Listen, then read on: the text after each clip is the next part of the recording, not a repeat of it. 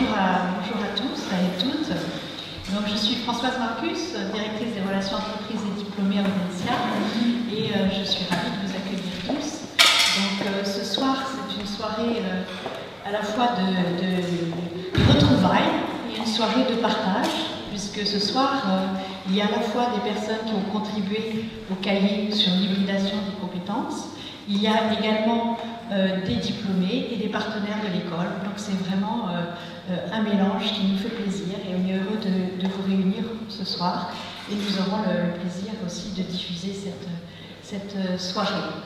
Donc le thème de cette soirée, c'est comment créer une société de la confiance et en quoi l'hybridation peut nous aider à créer cette société de la confiance.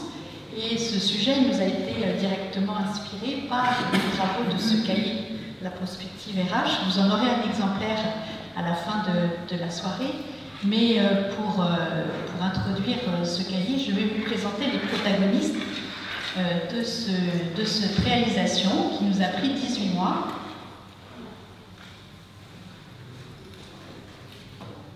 Donc, le cahier s'est réalisé dans le cadre du groupe RH&M, donc animé dans le cadre du cercle prospective RH, dirigé par Delphine Lancet, avec la présence de Clémence à nos côtés, Clémence Alric.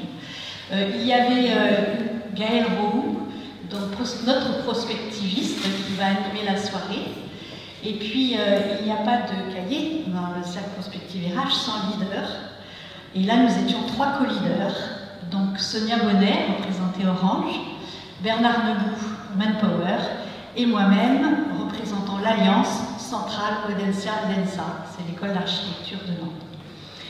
Mais au cours de ce cahier, mais Gaëlle reviendra sur la démarche, nous avons fait appel à des experts qui nous ont beaucoup inspirés. Et parmi ces experts, il y avait Nadia Medjad. Nadia Medjad, qui est médecin, spécialiste des neurosciences, et qui nous a fait le plaisir de nous inspirer sur la thématique des neurosciences et qui nous a permis d'évoluer, on en reparlera tout à l'heure, et d'avancer dans notre réflexion. Et Nadia nous a fait le plaisir d'être avec nous ce soir pour parler de ce thème de la confiance, qui est également un de ces sujets de recherche aujourd'hui, dont nous en sommes ravis. Avant de commencer l'échange sur cette thématique, je vais demander à Christophe Germain, notre directeur général, qui nous a fait plaisir de rester à Paris pour être avec nous ce soir, de vous dire quelques mots, et puis ensuite Delphine pour le groupe RH.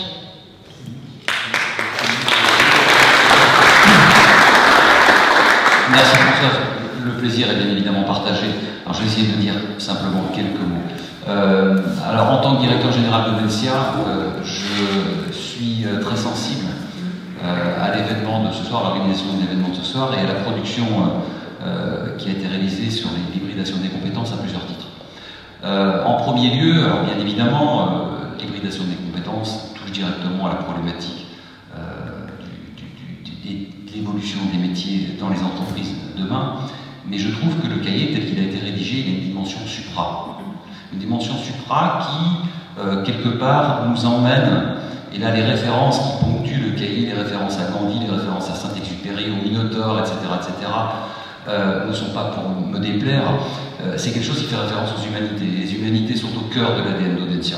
Donc c'est à ce titre-là, déjà, que je trouve que à la fois la production et l'organisation de la soirée de ce soir est tout à fait pertinente. Ensuite, alors bien évidemment, l'hybridation des compétences a été au cœur de la stratégie d'Audencia. C'est un axe fort de différenciation de l'école.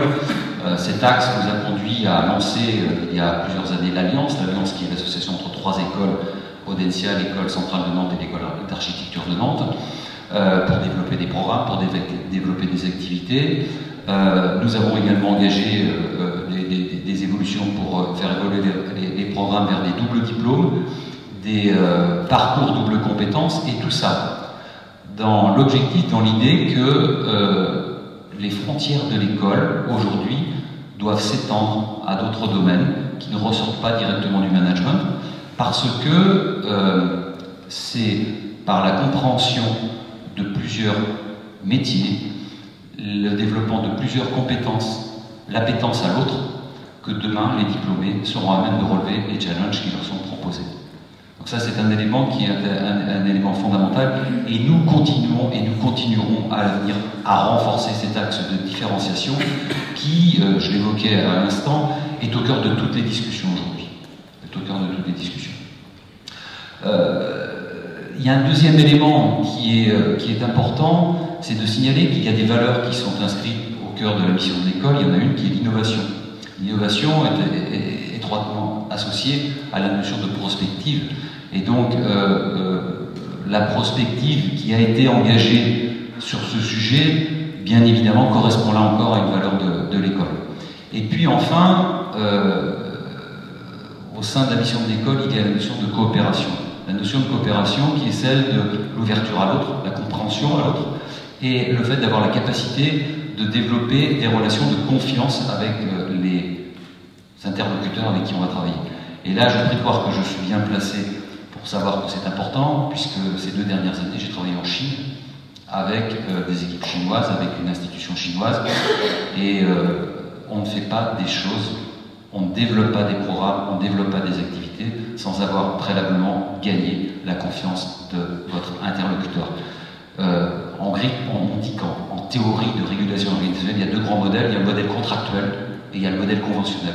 Et il est prouvé scientifiquement que le modèle conventionnel qui repose sur la confiance est beaucoup plus performant. Donc en ça, à la fois ce cahier et l'organisation de l'événement de ce soir est totalement en phase avec la stratégie de l'école. Et je l'ai dit, et je le répète, lorsque Françoise Marcus a présenté ce cahier en comité exécutif, je lui ai fait part de mon grand intérêt d'une part pour le sujet, mais également du fait que c'était, selon moi, un document d'excellente facture. Alors, bien évidemment, ce n'est pas un aboutissement, nous allons continuer, et l'idée étant qu'il nous faut demain développer les talents qui vont permettre aux entreprises de progresser et de faire travailler ensemble des gens, des individus, des diplômés, des professionnels qui, par leur polycompétence, auront une capacité à travailler avec les autres et puis à appréhender les problèmes complexes qui se présenteront à eux. Voilà, donc maintenant je vais écouter les experts, parce que moi je ne suis pas un spécialiste du sujet, et je vous prie de bien vouloir m'excuser parce que je suis obligé de vous quitter pour d'autres obligations avant la fin de la manifestation, mais je vous souhaite une bonne soirée, merci.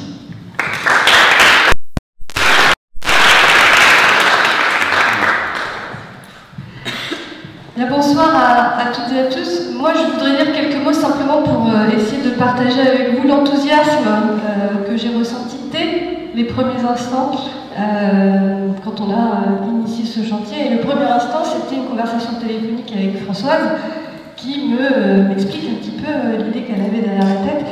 Et immédiatement, j'ai senti qu'on tenait un truc, si je peux m'exprimer ainsi. Et donc, immédiatement, ça a résonné, j'ai pensé immédiatement à Sonia.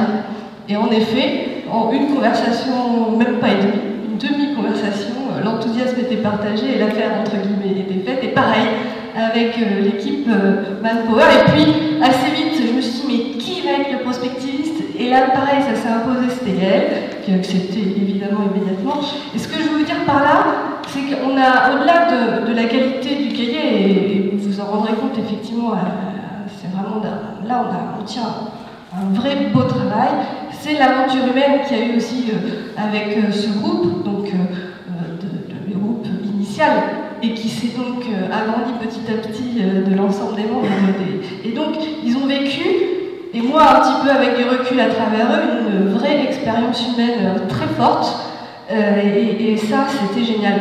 Et il y a parfois comme ça des moments où on dit que les planètes sont alignées. Si je ne savais pas ce que ça voulait dire avant, maintenant je sais exactement ce que ça veut dire. Donc l'idée était géniale, les gens qui y ont contribué aussi, et donc j'espère qu'on va pouvoir vous faire partager ça et que vous aurez plaisir à lire le résultat de ça. Alors quand on crée une telle aventure humaine, quand il arrive un problème, et bien évidemment on devient très triste. Et je voudrais donc penser ce soir à Jean-Pascal Arnaud. Alors tout le monde ne le connaît pas, mais évidemment ceux qui ont contribué au chantier le connaissaient. Malheureusement il nous a quittés un peu trop tôt. Et voilà, je voulais qu'on pense à lui ce soir. Voilà.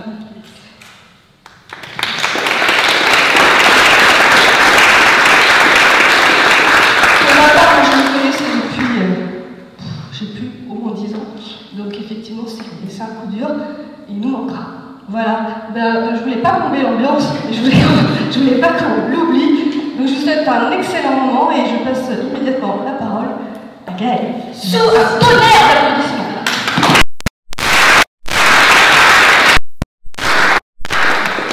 Merci à vous deux pour voilà, l'introduction de cette soirée. Ravi de vous accueillir tous et toutes pour partager voilà, notre passion d'une aventure de 18 mois. Je vais vous expliquer un petit peu en quoi consistait cette démarche. Alors ceux qui ont participé vont se revoir le film. Ceux qui n'ont pas participé, c'est simplement de se dire qu'est-ce que c'est de contribuer à un cahier de la prospective RH, à quoi ça peut bien servir et comment ça se passe. C'est un travail qu'on a démarré à peu près il y a 18 mois. Peut-être même 2 ans maintenant, où on réunit un certain nombre d'acteurs de la fonction RH qui ont envie de partager leur passion, intérêt, réflexion autour d'un sujet, donc qui était celui des profils hybrides. Et donc on a mené ensemble, à raison d'une fois par mois, des réflexions animées donc, par mes soins avec l'équipe et avec les leaders pour pouvoir extraire un certain nombre d'idées, sortir des sentiers battus et aller chercher justement l'expression de tout ce qu'on peut avoir en tête quand on est dans un métier RH et qu'on n'a pas forcément le temps d'exprimer parce qu'on est dans l'opérationnel, qui est aussi passionnant mais qui est très différent d'une réflexion plus prospective. Pour avancer là-dessus, on s'est appuyé sur une méthode qui est une méthode prospective. Alors il y a beaucoup de méthodes prospectives, c'est une méthode prospective, on va dire, appliquée, puisqu'on voulait que ce soit à la fois visionnaire et concret. Et ce qu'on s'est dit, c'est effectivement à l'image de Woody Allen que j'aime bien citer quand je parle de prospective, c'est de se dire on va s'intéresser à l'avenir parce que c'est là qu'on va y passer un certain temps a priori. Donc c'est assez intéressant de pouvoir se projeter là-dessus. Peut-être juste quelques mots sur la méthode et puis après on va rentrer dans le vif du sujet pour vous faire partager ça. Comment on a travaillé? On a travaillé peut-être 3 ou 4 séances sur ce qu'on appelle les idées reçues. Alors qu'est-ce que c'est une idée reçue en prospective? C'est quelque chose qu'on pense acquis, ou en tout cas évident. Par exemple, les profils hybrides sont compliqués à manager, forcément. C'est une idée reçue.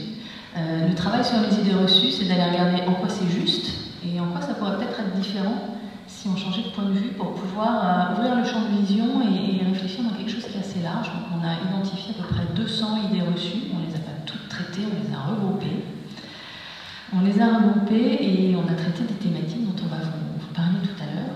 Ça nous a permis de essayer de poser l'échelle sur le bon mur et de se dire qu'est-ce que nous on met derrière. Ça nous a amené à revisiter le sujet en se disant peut-être qu'un profil hybride, c'est pas ce qu'on pensait au démarrage déjà du travail. Donc ça c'était un grand pas.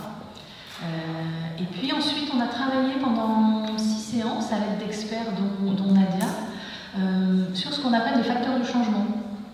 Les facteurs de changement, c'est ce qui va agir dans l'environnement et qui va venir impacter les tendances de la réalité, comme l'évolution digitale, comme l'intelligence artificielle, comme les évolutions sociologiques, comme la quête de sens, comme un certain nombre de choses qui viennent impacter les sujets. Et de s'ouvrir sur qu'est-ce qui se passe finalement autour de ces sujets-là, qui est en même temps très loin de nos sujets, mais très proche, et comment ça peut venir interférer, impacter, animer, teinter le regard qu'on peut avoir sur ce sujet. Donc on a eu la chance d'échanger avec Serge Tisseron, on a eu la chance d'échanger avec Nadia qui revient avec nous ce soir. On a échangé par le biais d'un digest de vidéos sur tout ce qui est autour des nouvelles formes d'organisation du travail et d'entreprises responsabilisantes.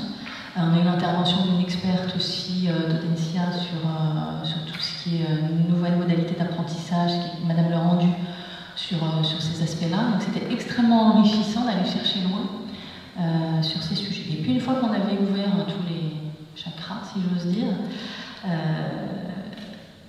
on a fait secouer le shaker et on s'est dit si avec tout ça on devait inventer des histoires d'un futur pas forcément possible, pas forcément souhaitable, mais en tout cas d'un futur imaginable, à quoi ça pourrait ressembler. Et ça c'est ce qu'on appelle les scénarios prospectifs, c'est ce qui est à la fois très intéressant et très amusant, puisqu'on s'est dit qu'on allait inventer des histoires de comment ça pourrait être si on tirait à l'extrême certains scénarios. Donc on a phosphorer et puis on va partager ce soir 3 scénarios. On aurait pu en faire 10, 15, 20. On en a choisi 3 qui nous semblaient éclairants. L'idée étant derrière de pouvoir vous permettre à vous, acteurs RH, acteurs de l'éducation, de dégager des pistes d'action. Pas forcément de se dire bah, moi ma boîte elle va par là, mais plutôt de se dire ça ressemble quand même à quelque chose qui se passe chez moi. En quoi ça peut être une piste de réflexion dans ce que je peux mettre en place et dans ce que je peux agir aujourd'hui. Donc c'est vraiment comment on peut éclairer très loin demain, pouvoir agir aujourd'hui et prendre des décisions et poser des actions managériales, d'accompagnement, de développement qui vont permettre d'emmener les équipes en tenant compte de ces ouvertures. Voilà en gros comment on a travaillé. Ça vous paraîtra plus concret quand on va partager la parole en illustrant du sujet. Et peut-être pour démarrer, j'aimerais bien que Françoise puisse reprendre le micro pour vous partager ce qu'on a choisi d'entendre par hybridation. Parce qu'hybridation, on hybride des moteurs, mais hybrider des compétences. Françoise, oui, tout à fait. Comme tu l'as dit, nous avions identifié plus de 200 idées reçues sur les profils hybrides. Et nous les avons regroupées et nous avons déconstruit 6 grandes idées reçues. Je l'ai évoqué comme un profil hybride est un touche-à-tout, un profil hybride est difficile à manager, vous l'aurez le détail dans le cahier tout à l'heure. Donc on est arrivé à un moment un peu, pas de blocage, mais où on avait quand même un parti pris. Est-ce qu'on a ceux qui peuvent s'hybrider et puis les autres, ou est-ce que tout le monde peut s'hybrider? Donc le fait d'avoir déconstruit ces idées reçues et d'avoir rencontré des experts, dont Nadia, nous a permis de poser un parti pris. Et notre parti pris, ça a été de s'appuyer sur la théorie des intelligences multiples d'Howard Gardner et de dire que quelqu'un qui est hybride, c'est quelqu'un qui mobilise différentes formes d'intelligence. Et dans ces 8 formes d'intelligence définies par Howard Gardner, il y en a 6 qui sont cognitives, et on en a 2 qui sont plus socio-émotionnelles, qui renvoient à la connaissance de soi et à la connaissance d'autrui. Et donc on s'est dit, quelqu'un d'hybride, il mobilise différentes formes d'intelligence, mais c'est aussi un expert de ces compétences socio-émotionnelles, de connaissance de soi et connaissance de l'autre. Et puis, donc, au début, le cahier s'intitulait « Profil hybride, compétences clés pour développer demain ». Puis Nadia nous a dit « Mais vous savez que vous développez des neurones tout au long de votre vie et que ces neurones, les liens entre ces neurones, les synapses, plus vous les faites travailler, plus vous les développez. Et donc, toute personne, pour peu qu'elle le développe, peut développer son hybridation et ses différents modes d'intelligence, ces différentes formes d'intelligence. Et donc, notre parti pris, c'est de dire on peut tous devenir hybrides. Pour une école, c'est aussi un espace de potentiel important de savoir ça. Donc, voilà ce qu'on a entendu par profil hybride. Et surtout, le sujet n'est plus devenu les profils hybrides, compétences clés pour développer demain, mais plutôt processus clés, compétences hybrides, processus clés pour inventer demain, puisque c'est quelque chose qu'on peut développer chacun.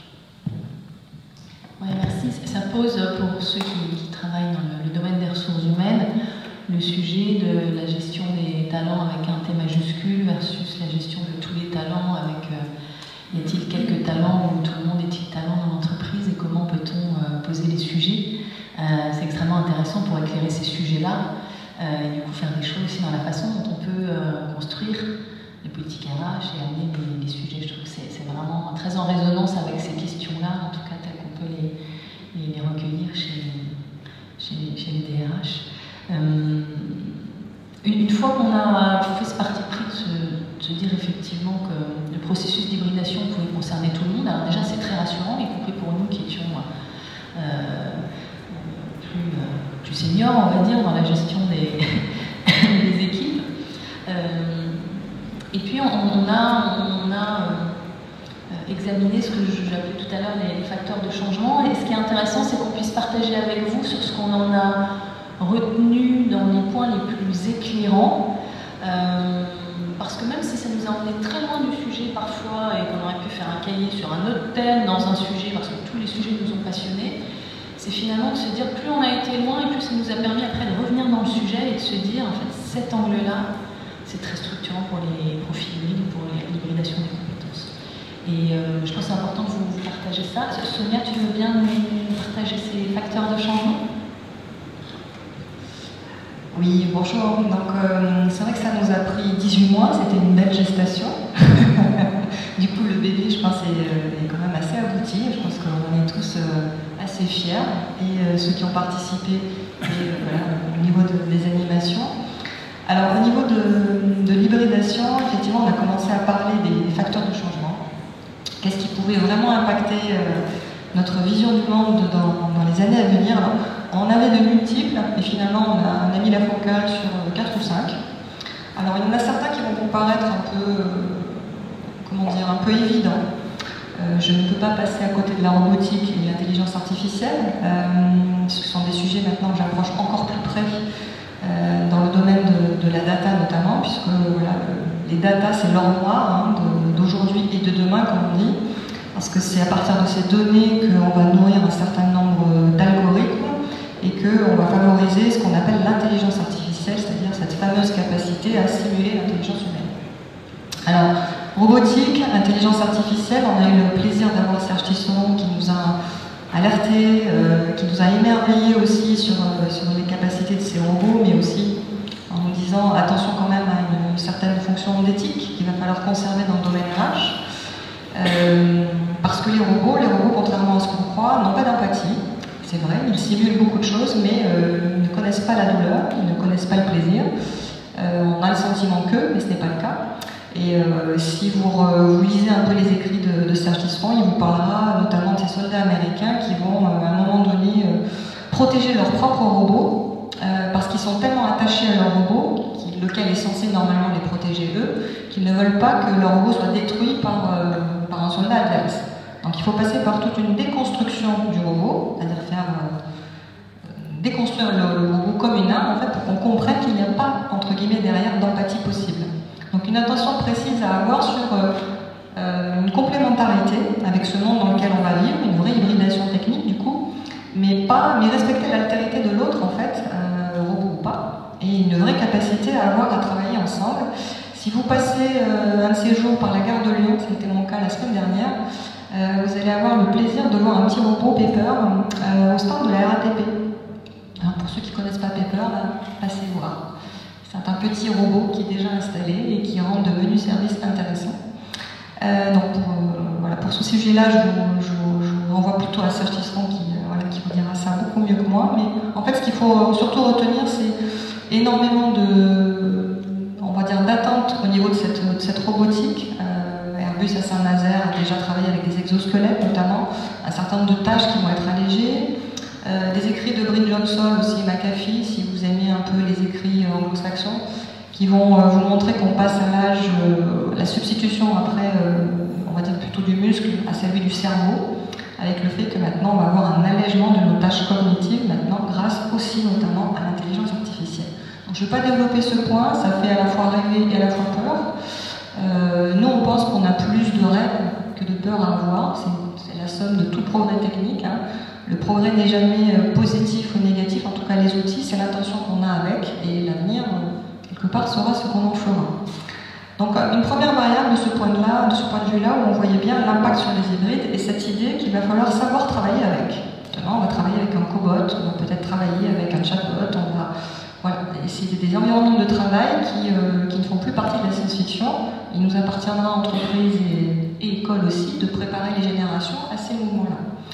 Deuxième sur lequel je pourrais appuyer, alors je ne vais peut-être pas tous vous les passer en revue, mais il y en a quelques-uns qui sont quand même prépondérants, la quête de sens probablement, parce qu'elle transcende un peu notre société aujourd'hui, avec un monde où les repères connus sautent. On est dans un monde où on a un chômage de masse, où on a une forte précarité au niveau des jeunes, une très forte qualification aussi, en comparaison aux générations antérieures. On n'a jamais eu autant de diplômes autour de nous et de diplômés autour de nous. Et en même temps, qu'est-ce qu'on leur propose demain? Donc cette quête de sens, de direction, mais aussi que va devenir le monde du travail, quelle place je vais y avoir, quelle place moi en tant que sujet. On voit bien qu'on a ces questionnements au niveau des entreprises, qu'est-ce qu'on va donner comme orientation. En fait, c'est le monde du complexe qui nous travaille aujourd'hui. C'est cette question du sens et du complexe qu'on confond aussi souvent avec le compliqué. Compliqué, c'est facile, c'est le court terme. Donc on met un expert et puis on va faire fonctionner les choses. Et comme en entreprise, souvent on est très focalisé sur le court terme, on travaille beaucoup sur le compliqué. Comment ça marche? Comment ça fonctionne? Sauf que la question des sujets que nous sommes tous, elle n'est pas sur le compliqué, elle est sur le complexe. En clair, le relationnel. Comment je construis ma relation à l'autre et comment je vais vivre ma relation à l'autre dans l'entreprise, mais aussi dans le monde étudiant, dans un monde où tous ces repères explosent et où j'ai de plus en plus de mal à savoir comment je vais travailler. Ça nous amène à un troisième facteur de changement qui est quelque part la manière de travailler, les new ways of working, comme on dit. On avait des critiques dans le monde dans lequel on vient, mais c'est un paradigme qu'on connaissait bien, avec une verticalité très simple, un fort assentiment d'autorité. Aujourd'hui, c'est plus vraiment le cas. On parle beaucoup d'horizontalité, on parle beaucoup de mode projet, on parle beaucoup de travail en mode agile. En fait, c'est le règne un peu du change management, c'est-à-dire que voilà, on fait un certain nombre de tests, de modes de fonctionnement un peu différemment, de fonctionnement neuronaux, on va y revenir, avec de multiples interfaces entre individus. Et simplement, on a une sorte de désintermédiation aussi, des strates intermédiaires, qui étaient quand même un peu rassurantes aussi, sur un certain nombre de sujets.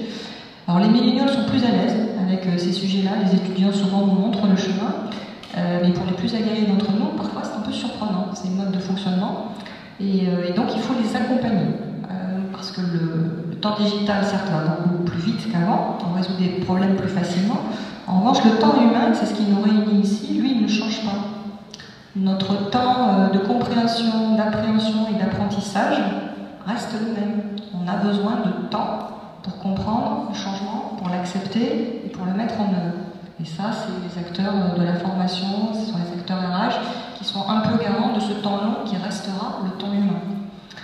Un autre facteur de changement probablement, c'était le rapport à la connaissance, encore plus prégnant peut-être que celui qu'on a vécu précédemment. Alors on avait tous en tête effectivement qu'il fallait apprendre à apprendre, continuer à apprendre tout au long de sa vie. C'est devenu de plus en plus prégnant et important parce que le temps s'est raccourci. On parlait d'une logique de filière pour les plus anciens, on parlait de la filière sidérurgie, on parlait de ce genre de choses, des grands mouvements. On a eu des grands mouvements de bascule aussi des techniques vers les commerciaux. Dans l'entreprise d'où je viens, ça a été le cas. À un moment donné, on avait besoin de personnes pour la partie technique, et puis tout d'un coup, il fallait plutôt axer sur le commercial. Ensuite, on est parti sur la logique de métier. Et puis, depuis peu, on s'est rendu compte que dans le mode projet, ce qui était pertinent, c'était plus vraiment la logique métier, mais la logique compétence. Donc, on voit bien l'individu qui devient multitâche, multicompétent, polycompétent, dans beaucoup de termes aussi autour de ça. Ce qui va compter, c'est de travailler cette compétence, et cette compétence, elle est multiple, elle va s'attraper dans le domaine professionnel, à l'intérieur de l'entreprise, mais aussi dans le domaine personnel, ce qu'on aura pu développer dans le monde associatif, ou parce qu'on a des hobbies plus ou moins importants pour chacun d'entre nous. Et c'est ça qui fait de nous des êtres hybrides. Simplement, il va falloir pouvoir jouer sur ces leviers multiples pour être, on va dire, à la rencontre du monde qui nous attend, et être à l'aise dans ce monde qui va demander voilà, de zapper un peu sur ces différentes compétences. Donc cette obsolescence, cette obsolète, comme on dit parfois, rapide des compétences, sur lequel il va falloir avoir un œil beaucoup plus rapide qu'avant, parce qu'on n'a plus le temps d'un départ à la retraite pour se préparer. Maintenant, les choses se passent sur le mode projet, qui lui est vraiment raccourci. On en avait certainement un quatrième que j'ai complètement oublié, mais voilà, vous avez tout dans ce sympathique ouvrage, donc je vous incite à le regarder. Il n'est pas moins important que les autres, simplement c'est ce que j'avais un petit peu en tête et envie de partager avec vous. Après, peut-être que j'en terminerai juste par un petit point sur ces facteurs de changement. On est tous très attachés sur la logique d'engagement, vous entendez beaucoup ça. L'engagement dans les entreprises, c'est clé aujourd'hui parce qu'on a besoin d'individus motivés. La créativité, ce qui fait le ressort de l'hybride, c'est parce qu'on est engagé. On n'est pas dans le run, on n'est pas dans la répétition, ça sera le monde des robots. Et cet engagement, c'est parce qu'on a un certain plaisir au quotidien. Un plaisir au quotidien, comme une satisfaction au travail, on a beaucoup travaillé ça pendant des années. Et puis plus récemment, on a travaillé sur le désir. Parce que ce qui fait qu'on va continuer à être performant, c'est parce qu'on a envie de l'être. Et cette notion du désir, c'est se projeter demain. C'est ça qui fait finalement qu'on est un être à l'aise, ce plaisir au quotidien et cette envie de projection de durabilité. Et c'est comme ça qu'on construit le sens, en fait. Cette fameuse quête de sens, elle tourne autour de ça. Si un individu n'a pas ces deux axes, le plaisir au travail au quotidien ou apprendre, et cette projection, c'est un peu compliqué pour sa vie personnelle ou sa vie professionnelle. Donc cette quête de sens, elle est aussi dans cette attente forte des salariés sur comment on les aide, et je pense que les étudiants, c'est aussi ça, à garder cette envie, cet engagement pour la pérennité de l'entreprise, et puis aussi pour la réalisation personnelle. Donc c'est ces points-là aussi qu'on avait commencé à regarder dans l'hybridation. Donc là, on va parler, si j'ai bien compris, merci Seigneur, on va parler des scénarios.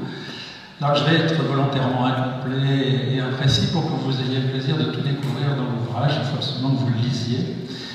Alors au départ, on aurait pu, comme tu l'as dit Gaël, c'est faire peut-être des recettes toutes prêtes pour les entreprises. Alors, ça n'aurait pas eu beaucoup de sens compte tenu de la grande diversité des entreprises, et c'est vrai que dans mon activité, je suis assez bien placé pour justement voir qu'il y a une grande diversité dans les entreprises, par leur taille, leur histoire, leur secteur d'activité. Ces recettes n'auraient peut-être pas eu beaucoup d'intérêt. Donc il valait mieux en effet essayer de construire ces scénarios qui sont des scénarios évidemment un peu extrêmes, puisqu'on a fait jouer certaines variables, certaines thématiques un peu à l'extrême. Vous verrez, il y en a un de ces scénarios qui est bien sûr notre préférence et qui aura la préférence de tous, mais il n'empêche qu'il fallait les faire. Alors, malgré tout, quand je dis que les entreprises sont toutes différentes, elles ont quand même, tu viens de le signaler, un point commun qui est leurs salariés qui se déterminent justement par leur engagement. Et avec ce niveau d'engagement qui est très divers selon les entreprises, mais avec quelques constantes, en tout cas des éléments relativement qui se recoupent. Donc c'était l'étude de Gallup, je crois de 2014 peut-être, qui avait montré ou mesuré ça à travers le monde, en Europe et aussi en France, où on voyait à la fois qu'on avait trois grandes typologies d'engagés dans les entreprises ou d'engagement, qui étaient en fait une partie des salariés que l'on qualifie d'engagés, d'autres que l'on qualifie de non engagés, et d'autres enfin qui sont activement désengagés. Et alors on a tristement, je ne sais pas si les chiffres ont changé, mais la France a un triste record, ou en tout cas est en Europe, je crois, était l'avant-dernier sur 17 ou 19 entreprises, pays qui avaient été étudiés. On est ceux qui avons le pourcentage de non-engagés, on va dire, et de activement désengagés le plus fort. Alors ça veut dire qu'il y a, malgré tout, parmi tous ces gens-là, comme on l'a vu et comme tu le disais Françoise, finalement, si on part du principe, et on était tous d'accord là-dessus, que tout le monde peut s'hybrider, aussi bien ceux qui sont désengagés que ceux qui sont engagés, on a finalement dans nos scénarios essayé de voir de quelle manière, en fonction de la manière dont finalement était managée l'entreprise, dont elle était dirigée, comment on pouvait faire bouger ces curseurs et comment on pouvait favoriser ou pas cette hybridation avec les résultats que ça pouvait nous amener à constater dans les entreprises. Alors j'ai pris quelques notes parce que j'avais peur d'en oublier, mais enfin j'avais en oublié beaucoup. Et donc je vais passer sur le premier scénario. Alors je vous dis tout de suite, c'est celui que je préfère forcément, c'est le scénario qu'on appelle le scénario de la confiance. Donc là, en fait, on a plusieurs types de confiance qui sont censés être observés, la confiance en soi, la confiance relationnelle, organisationnelle, sociétale. Globalement, évidemment, chaque salarié dans ce scénario-là a plutôt une intention qui est à la fois positive et constructive, qui le conduit en fait à se développer lui-même tout en construisant le collectif. Donc, ce que l'on peut constater dans ce type de scénario, c'est que l'entreprise donne le cap, elle donne un sens. Tout à l'heure, je crois que c'est toi qui parlais de sens, ou Sonia peut-être.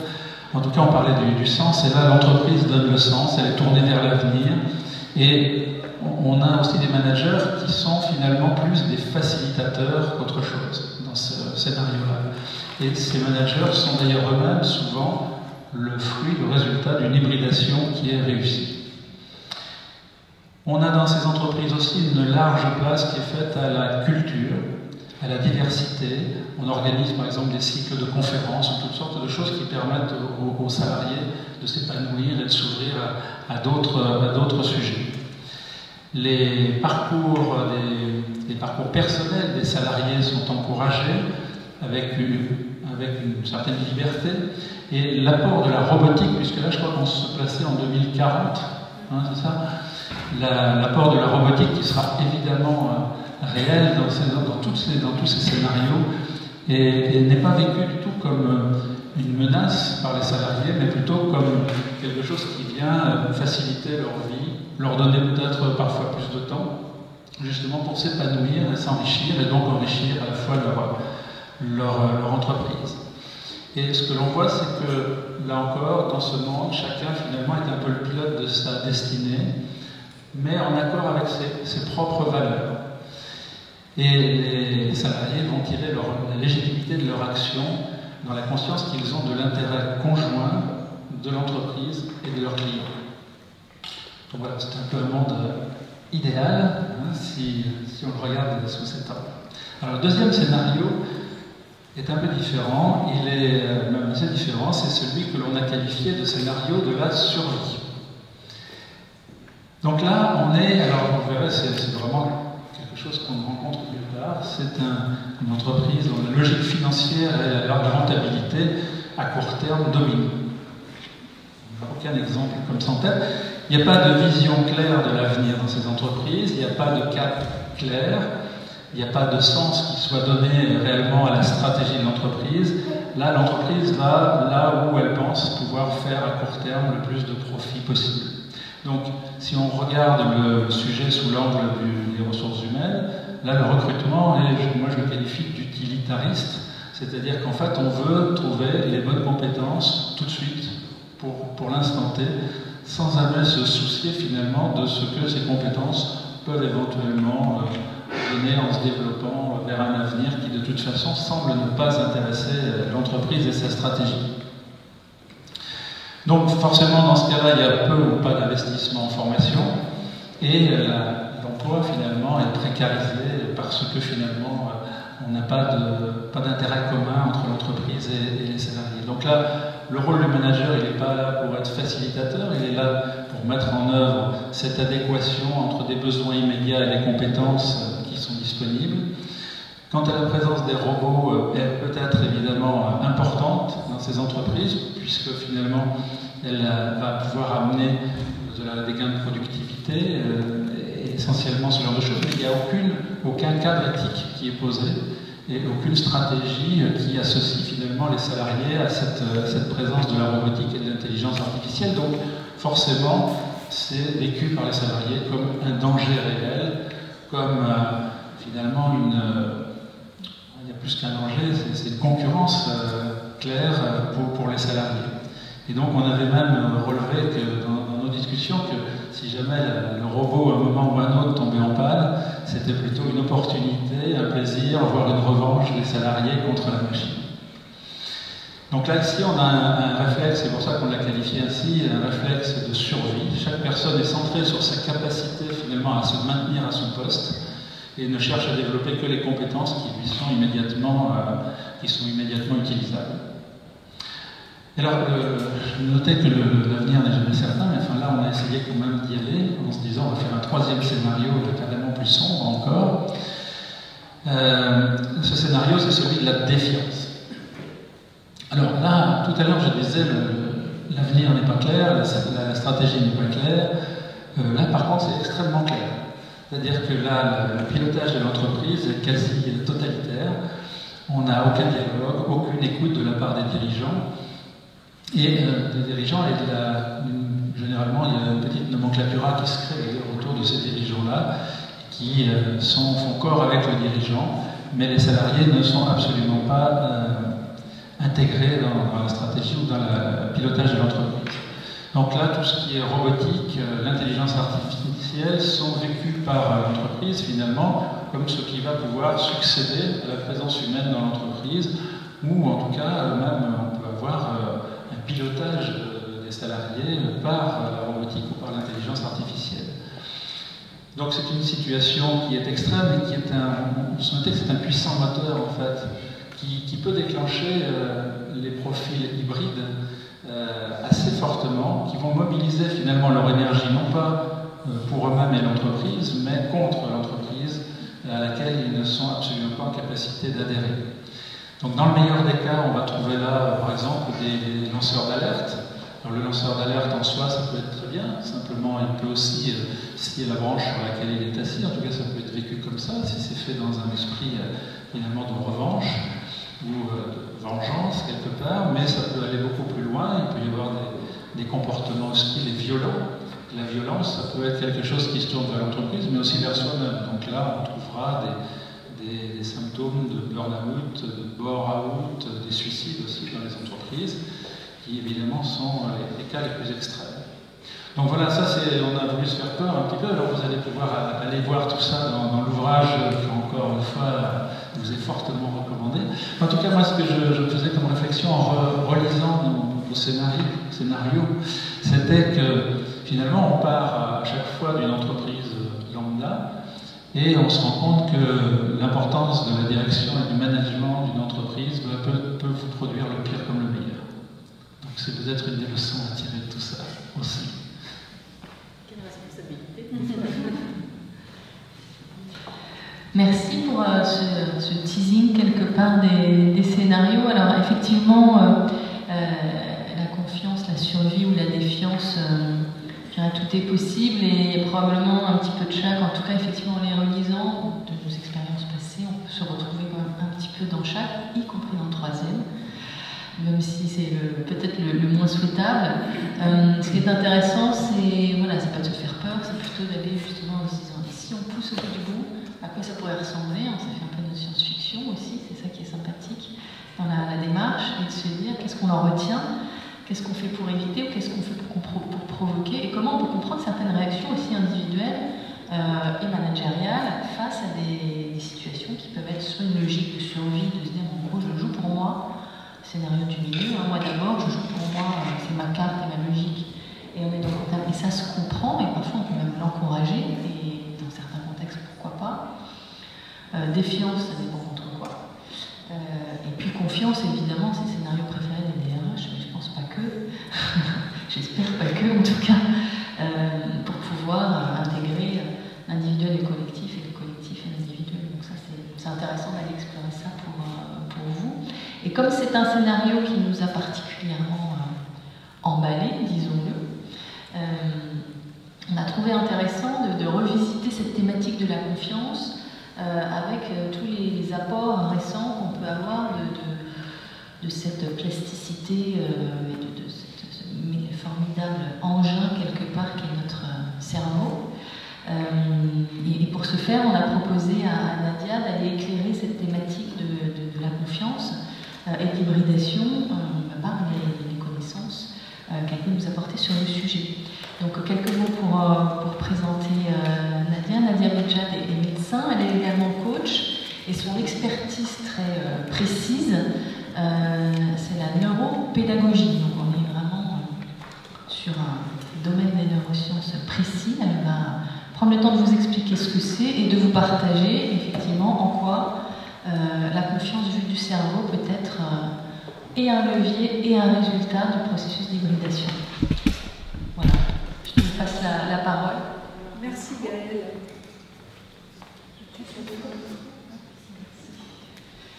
Bonsoir à tous. Oula, c'est un peu fort, hein?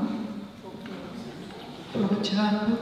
Est-ce que ça vous va là, le niveau du son? Oui. Est-ce que vous allez être bien? Parce que j'ai beaucoup de slides et comme vous allez peut-être avoir le torticolis, je ne sais pas si...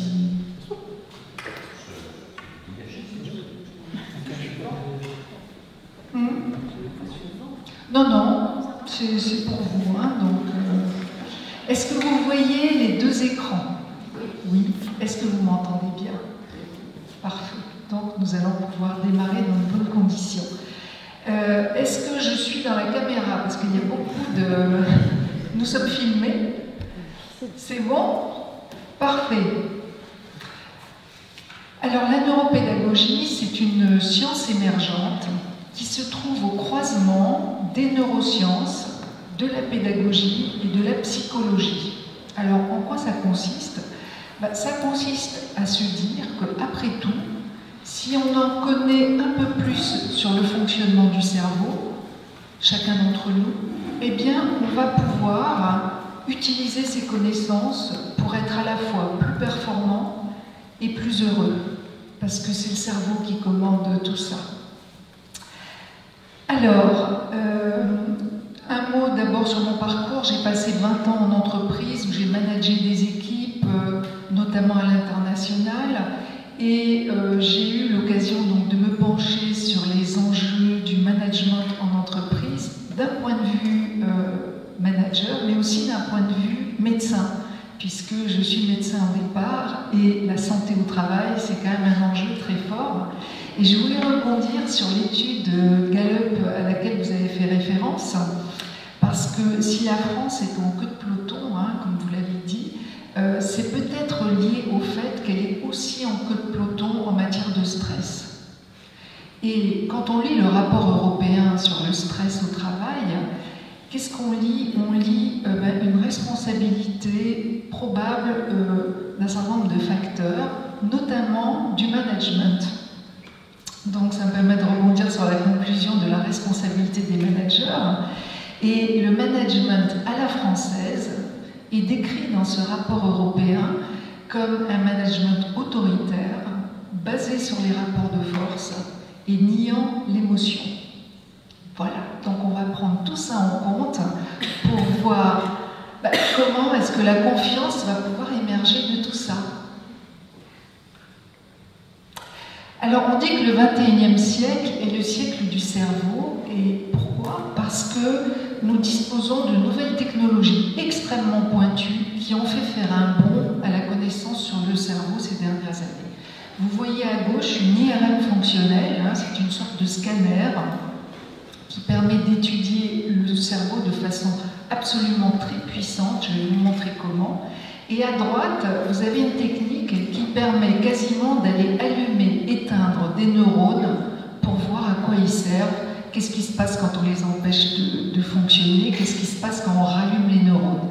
Alors vous voyez, l'appareillage fait que pour le moment on fait ça que chez les animaux, pas encore chez l'homme. Alors qu'est-ce que l'IRM fonctionnel nous permet de voir, qui n'était absolument pas possible avant? Ça nous permet de voir le cerveau en action. C'est-à-dire que là, tout de suite, si je prends l'un d'entre vous et que je le mets dans l'IRM fonctionnel, on va voir ce qui se passe dans le cerveau.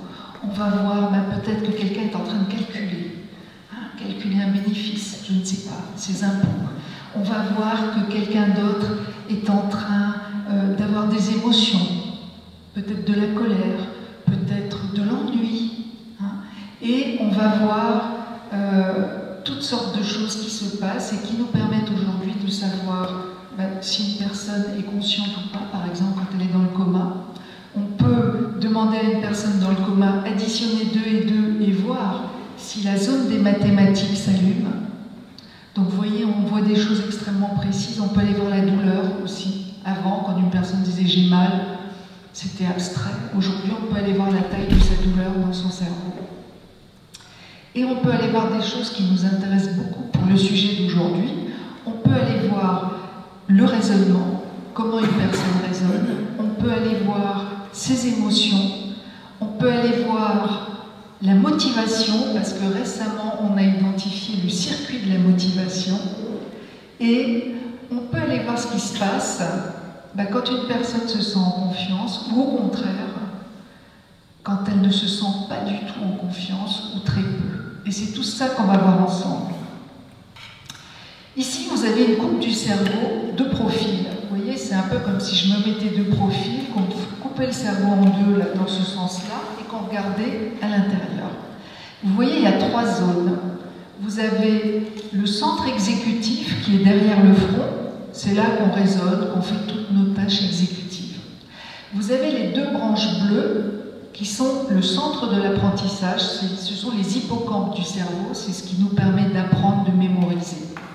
Et vous avez les 2 petites boules rouges là, qu'on appelle les amygdales cérébrales, qui n'ont rien à voir avec ces amygdales-là, même si parfois on peut avoir les boules. et ça relève des émotions, bon. Mais voilà, ce sont les amygdales cérébrales qui sont en rouge. Et on a longtemps cru que tout ça fonctionnait un peu chacun dans son coin. Hein. La raison d'un côté, les émotions de l'autre. Et une des grandes découvertes de ces dernières années, c'est que tout ça est étroitement lié. Et c'est ce que j'appelle la triade de la performance. Pour bien fonctionner, il faut que notre cerveau exécutif soit tout le temps en lien avec notre cerveau d'apprentissage et tout le temps en lien avec le centre des émotions. Et il faut que ça circule là-dedans. Et c'est cette circulation qui permet à la fois l'agilité et le bien-être auquel on aspire.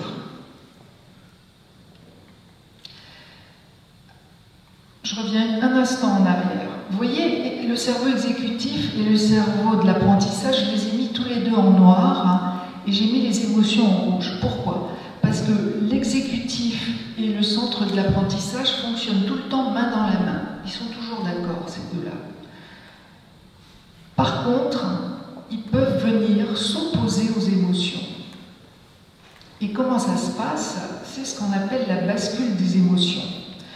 Quand les émotions montent très haut, le cerveau exécutif et le cerveau de l'apprentissage dégringolent en termes de performance. Ça veut dire quoi? Je pense que ça vous est tous arrivé comme à moi, en pleine réunion, dans une réunion importante, de vous prendre ce que j'appelle un scud. Vous savez, une réflexion particulièrement désagréable qui vient de préférence d'une personne très haut placée dans le groupe. Hein? Vous prenez le scud et vous restez sans voix, en général. Et vous sortez de la réunion et vous vous dites « Mais pourquoi j'ai pas répondu ça? Pourquoi j'ai pas dit ça? Mais j'avais la réponse, il m'a dit que j'avais pas fait ci, mais en réalité je l'avais fait. Alors, qu'est-ce qui s'est passé ?» Eh bien, il s'est passé ce qu'on appelle une phase réfractaire, c'est-à-dire que les émotions sont montées très fort et votre capacité à raisonner, à être logique, est complètement descendue. Vous n'aviez plus accès à votre intelligence logique. C'est pour ça que vous n'étiez plus en mesure de répondre. Donc, vous voyez comment les émotions et le raisonnement vont interférer. Alors, on est dans un pays cartésien. Un bon cartésien me dirait « Eh ben, on va aplatir tout l'émotionnel, on va supprimer les émotions, comme ça on sera au top de nos capacités exécutives. » Alors, qu'est-ce que vous en pensez? Qu'est-ce qui se passe si on supprime les émotions? La racine du mot émotion, c'est une racine latine, c'est movere, c'est qui met en mouvement. Et ce mot émotion, il a la même racine qu'un autre mot. C'est la motivation. Comprenez pourquoi on ne peut pas supprimer les émotions? Parce que si on supprime les émotions, il n'y a plus de motivation. Alors voyons comment tout ça se met en action. Eh bien, c'est que justement, face à l'action, c'est-à-dire quand vous avez une tâche à faire, quelle qu'elle soit, y compris vous lever le matin, vous avez un arbitrage qui se fait dans votre cerveau. Un arbitrage qui se fait entre des freins très puissants et une force motrice. À chaque instant, à votre insu, alors quand vous allez à la salle de gym, vous pouvez vous dire j'y vais pas, vous voyez, avoir cet arbitrage bien présent dans votre esprit. Mais la plupart du temps, cet arbitrage se fait sans que vous le sachiez. Alors, voyons de plus près ce que sont ces freins et cette force motrice. Hein, puisque finalement, ça va déterminer tout ce qu'on fait, que ce soit dans l'entreprise ou dans sa vie privée. Si je vous dis, il est 5 h du matin, prenez votre voiture, vous avez une Ferrari, bien équipée, il y a de l'essence, il y a tout ce qu'il faut, elle est télévisée, les pneus sont parfaits. Vous ouvrez les volets, vous voyez ça dehors. Qu'est-ce que vous faites?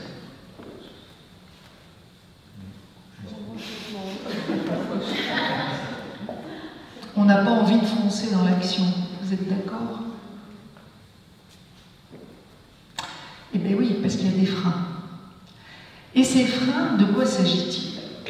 Alors, le premier, c'est une loi biologique de base, mais qu'on a tendance à oublier, c'est que notre cerveau, il est là pour nous faire économiser notre énergie. Il a horreur de la la dépense et du gaspillage énergétique. Pourquoi? Parce que notre cerveau, il n'est pas au courant qu'il y a des magasins partout et qu'on peut manger, qu'il y a plein dans le frigo. Hein.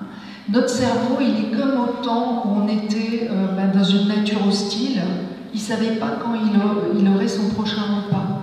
Donc votre cerveau, à un niveau très inconscient, il vous empêche de gaspiller votre énergie. Hein, c'est pour ça que je dis, mais finalement, il n'y a pas de personnes paresseuses, il n'y a que des personnes économes en énergie.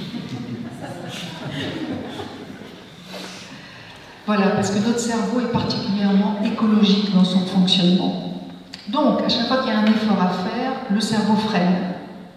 Ne pas gaspiller l'énergie. Ensuite, l'aversion au risque.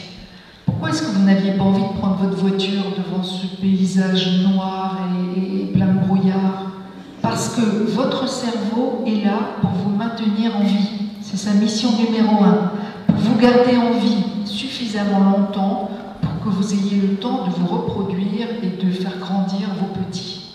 C'est sa mission de base, le cerveau. Donc, comprenez bien qu'il n'aime pas prendre des risques. Parce que qui dit risque, risquer sa vie. Et votre cerveau, il ne fait pas la différence entre prendre le risque de prendre la parole en public ou prendre le risque d'aller affronter un lion dans la nature hostile. Il ne fait pas la différence. Il voit risque. Et quand le cerveau voit risque, il freine. Et il y a un troisième paramètre, c'est que dans notre cerveau, le négatif pèse plus lourd que le positif.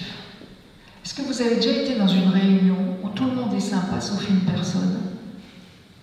Qu'est-ce que vous avez gardé comme souvenir? Vous allez garder comme souvenir, il y avait un type odieux dans cette réunion. Vous n'allez pas garder comme souvenir, il y avait 19 personnes super sympas dans cette réunion. Pourquoi? Parce que notre cerveau accorde plus de poids au négatif qu'au positif. Pourquoi? Pourquoi est-il assis vers à moitié vide, vers à moitié plein? Pour la même raison, pour la survie. Parce que pour notre survie, il vaut mieux mémoriser les événements négatifs pour être sûr de s'en préserver dans l'avenir. Donc ça, ce sont 3 grands freins qui sont à l'œuvre en permanence dans notre cerveau. Alors, qu'est-ce qui va nous permettre de surmonter tout ça? Parce que ça en fait des freins, et ils sont très puissants. Eh bien, en face, on a une force motrice qui est la motivation. Motivation qui est la force mentale qui nous pousse à l'action. Sans la motivation, on n'y va pas. Hein? Tout à l'heure, vous parliez d'engagement. Hein? On voit que l'engagement est faible.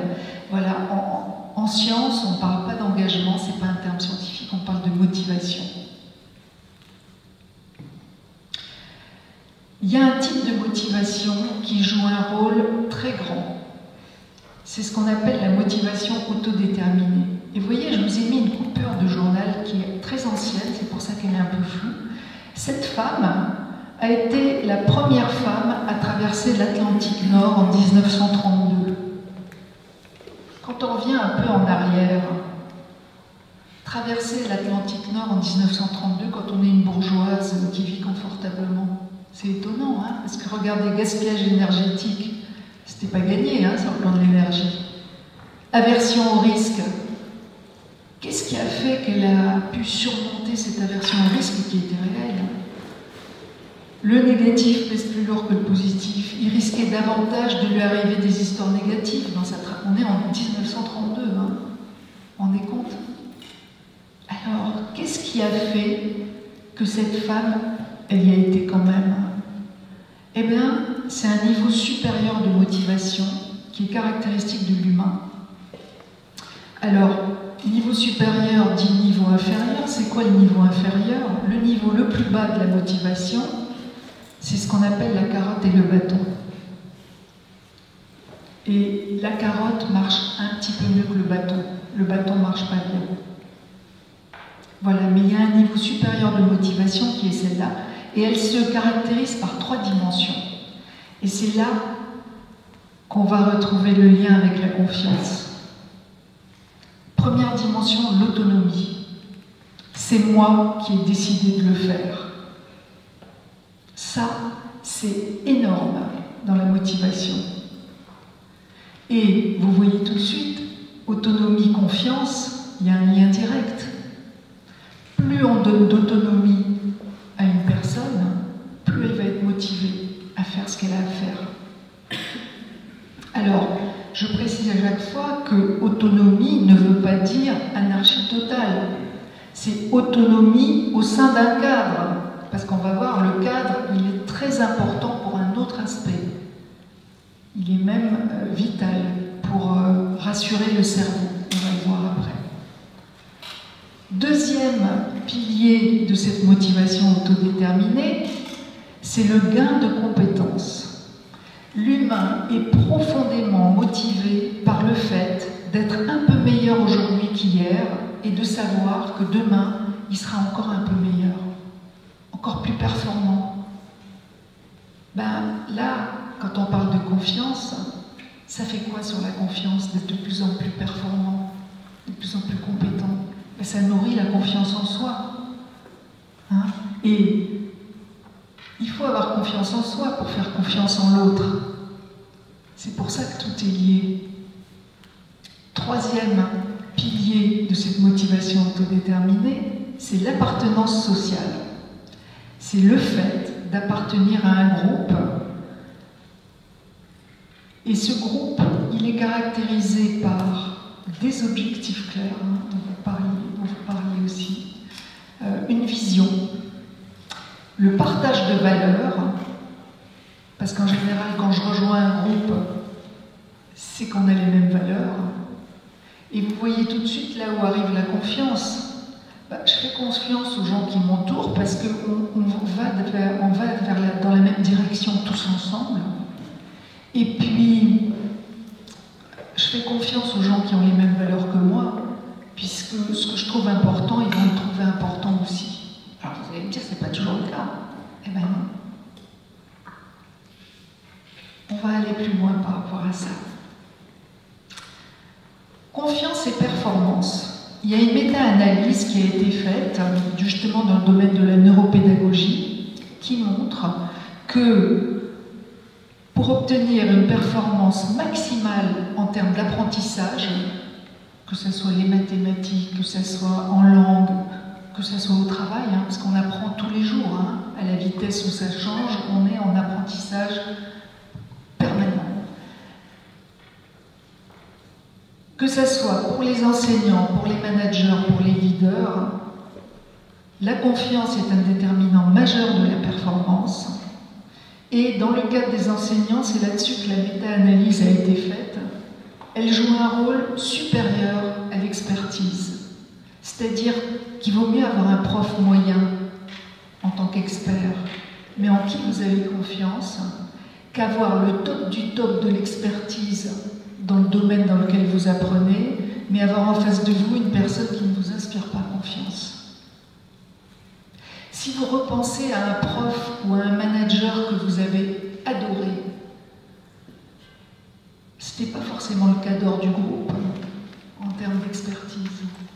Par contre, il avait des qualités humaines et au cœur de ça, peut-être que vous vous sentiez en confiance avec lui. Ou elle. Alors, on a vu que la dimension sociale joue un rôle absolument fondamental dans la motivation et que le groupe est très lié au sujet de la confiance. Alors, pourquoi ? Les neuroscientifiques se sont aperçus récemment, c'est-à-dire ces dernières années, que le cerveau humain est un cerveau social. Ça veut dire quoi?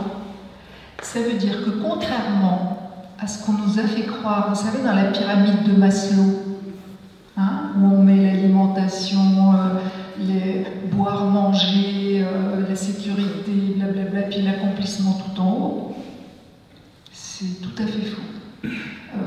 Petite parenthèse, Maslow n'avait pas dit ça. Ça a été une interprétation de son travail, hein, cette pyramide de Maslow. Donc voilà. Et bien, les scientifiques sont venus balayer ça en démontrant que le lien social prime sur les besoins élémentaires.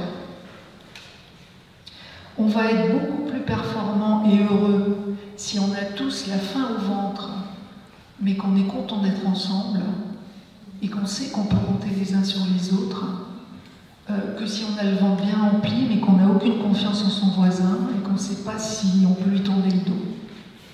Voilà, ça c'est une réalité biologique.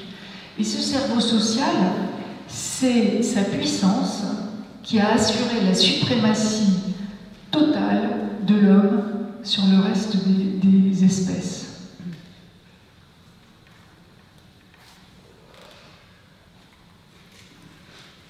Allons un peu plus loin sur le plan scientifique.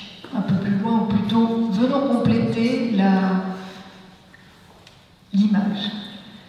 Vous savez ce que c'est qu'un électroencéphalogramme, hein? On vous met des électrodes sur le crâne et on vient enregistrer votre activité électrique. Vous connaissez l'expression qui consiste à dire « Oh ben, on a fait un super boulot ensemble parce qu'on était sur la même longueur d'onde ». Ben, c'est pas juste une expression. Quand deux personnes sont en confiance l'une avec l'autre, ça déclenche une synchronicité électrique des deux cerveaux. C'est-à-dire que quand on est en confiance, on se met littéralement sur la même longueur d'onde.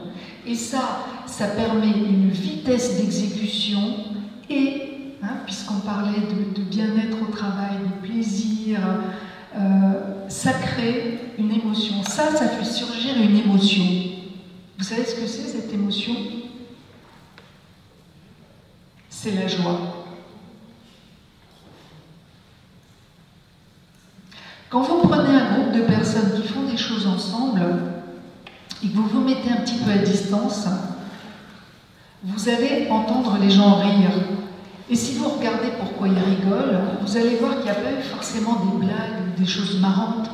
Les gens rient simplement du bonheur d'être ensemble quand ils sont dans cet état-là.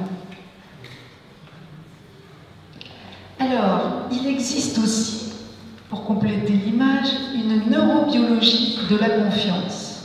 Ça veut dire quoi? Ça veut dire que quand vous êtes en état de confiance, vous avez un marqueur dans votre sang qui monte. Ce marqueur, c'est celui du haut. Alors vous allez me dire, je ne vais pas bien avancer. Et si vous n'êtes pas en confiance, vous avez celui du bas. Je vais vous dire de quoi il s'agit, vous allez les reconnaître très vite. Le premier, quand vous n'êtes pas en confiance, c'est le cortisol.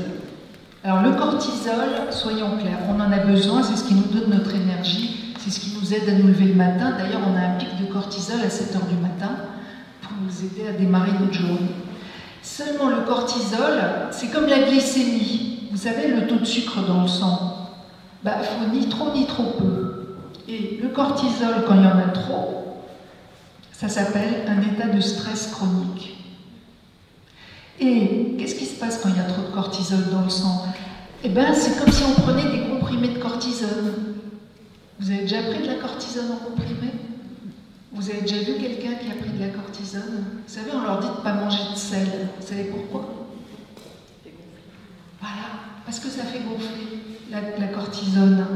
Et bien, ce cortisol que vous avez en excès dans le sang quand vous êtes stressé de façon chronique, il fait gonfler vos neurones dans l'hippocampe, la zone de l'apprentissage.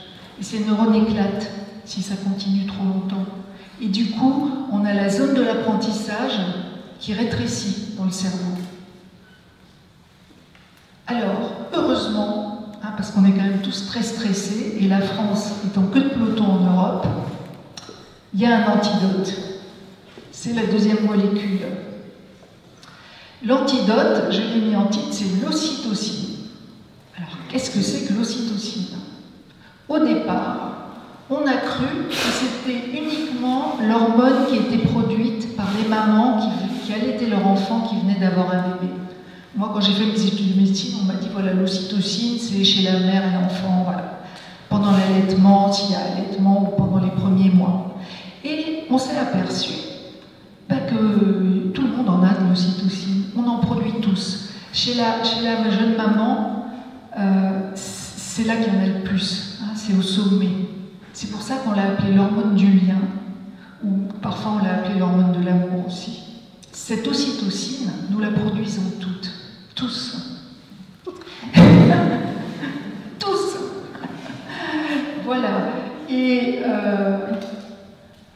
la produisons quand nous sommes dans des situations favorables. Et on va voir ce que sont ces situations favorables, et notamment quand on se sent en confiance. Quand on voit la mère et l'enfant, je veux dire, le lien de confiance, il ne peut pas être plus grand. Le bébé, c'est la période de sa vie où il a la vulnérabilité maximum. S'il ne pouvait pas compter sur sa mère pour survivre. Voilà. Quand on manque de confiance, donc quand on manque de cette hormone du lien, on devient individualiste. C'est normal, on n'a plus l'hormone du lien. Donc on devient individualiste et on tombe dans le scénario numéro 2. Comment il s'appelait déjà? Moi d'abord. Voilà. Alors, quand l'ocytocine baisse, en général, le cortisol monte. Ça fait comme des ascenseurs qui vont en sens inverse. Donc, quand on est en état de stress, c'est-à-dire quand on a peur, parce que le stress, c'est de la peur, on devient individualiste. Il y a une chose qui crée de la peur et qui est omniprésente dans les entreprises. C'est le flou et l'ambiguïté. L'ambiguïté étant une forme de flou. Pourquoi est-ce que l'ambiguïté nous fait beaucoup de mal au niveau du cerveau? Il y a une raison très simple à ça. Je vous l'ai dit, notre cerveau, c'est le même que quand on vivait dans une nature hostile. C'est le même, et le cerveau, il se croit toujours dans cette nature hostile. Donc, imaginez, vous êtes dans la nature hostile. Vous marchez sur un truc sinueux comme ça qui est par terre, et peut-être même vous l'avez senti un peu bouger. Ce truc sinueux sous votre pied, ça peut être une branche de cet arbre, mais ça peut aussi être un serpent. Et votre cerveau, il a 20 millièmes de seconde pour décider si c'est un serpent ou si c'est une branche. À votre avis, quel choix il a intérêt à faire par défaut? Il a intérêt à décider que dans le doute c'est un serpent. Parce que si dans le doute il décide que c'est une branche et que c'est un serpent, il est mort. Si dans le doute il décide que c'est un serpent alors que c'est une branche, il va se sentir un peu bête. Surtout s'il a des copains autour. Mais il vaut mieux se sentir bête et vivant que mort avec tout son orgueil préservé. Voilà pourquoi, face à l'ambiguïté, le cerveau est pessimiste. Quand c'est pas clair, c'est mauvais pour moi. Voilà ce que dit le cerveau. Alors, le pas clair, on l'a vu, on a un avenir qui est quand même très incertain, on a beaucoup d'incertitudes aujourd'hui, donc on va avoir tendance à être un peu paranoïaque. C'est normal, notre cerveau est programmé comme ça. Donc, une des priorités, ça va être d'agir là-dessus. Alors, à l'avenir, on peut faire des scénarios, on ne peut pas toujours prévoir, mais il y a des choses sur lesquelles on peut agir, on va faire. Il va falloir traquer les stresseurs qui font monter le cortisol et descendre l'ocytocine. Les stresseurs en excès, parce que je rappelle, le stress en soi est bon pour l'organisme. Ce qui n'est pas bon, c'est l'excès de stress, et en particulier le stress chronique. Parce que nous avons été programmés pour avoir des pics de stress, et puis de nous détendre après. Pic de stress, détente. Là, l'homme, il excelle quand il a des pics de stress et qu'il peut se détendre derrière. Le problème du stress chronique, c'est pic, pic, pic. Alors les pics ne sont pas très hauts, mais ça aboutit à un niveau de cortisol qui est trop élevé à la base. On n'arrive plus à se détendre complètement. Donc, comment on peut tracer les stresseurs? Eh bien, travailler sur les zones de flou et d'ambiguïté. Moi, je travaille tous les jours avec des managers, des leaders, des collaborateurs. Je peux vous dire que les zones de flou et d'ambiguïté qu'on peut corriger, il y en a des masses et des masses et des masses. Et ça passe par une façon de communiquer différente.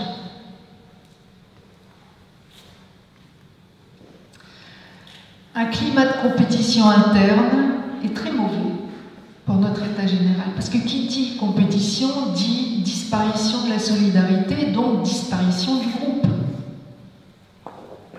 Quand on est en compétition au sein d'un groupe, on n'est plus dans un groupe. on est dans la jungle.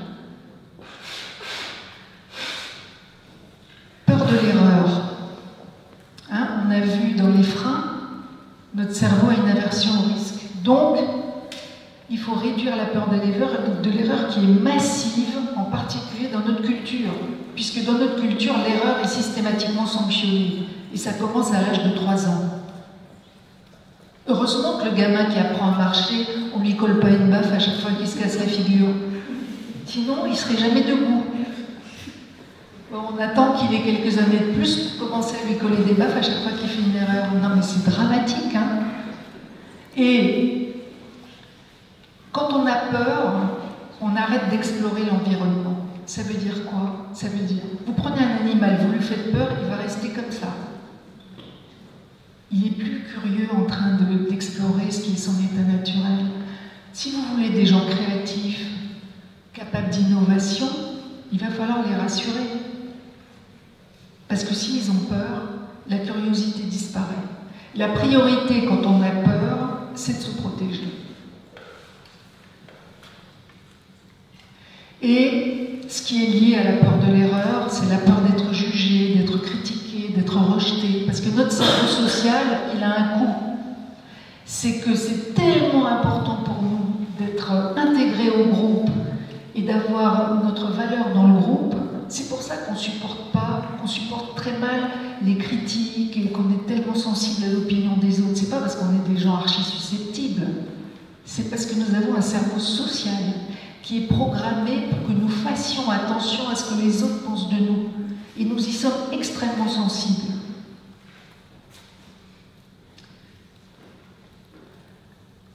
À l'opposé, quand il y a de la confiance, il y a de la collaboration. Pourquoi? Parce que le cortisol baisse et l'ocytocine monte.